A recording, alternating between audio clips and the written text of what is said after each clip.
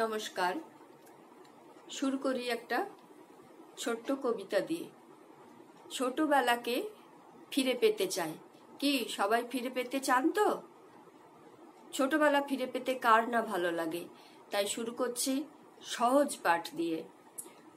সহজ পাঠের একটি কবিতা, দেখুন সবারই খুবই পরিচিত, হয়তো আমি পড়ার সাথে সাথে সকলেই মনে পড়ে যাবে। এই ছোটবেলাটা কেউ কখনো আমরা ভুলতে পারি না। বর্তমান ভুলে যাই, কিন্তু অতীত একদম ভীষণভাবে মনে থাকে। ওইখানে মা পুকুর পাড়ে, জিয়ল গাছের বেড়ার ধারে, কোথায় হব বনবাসী, কেউ কোথাও নেই।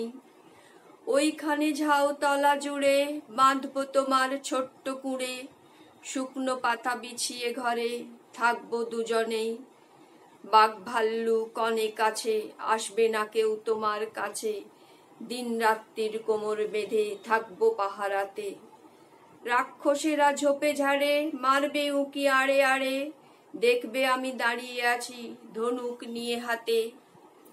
আঁচলেতে খই নিয়ে তুই যেই দাঁড়াবি দাঁড়ে, অমনি যত বনের হরিণ আসবে সারে সারে।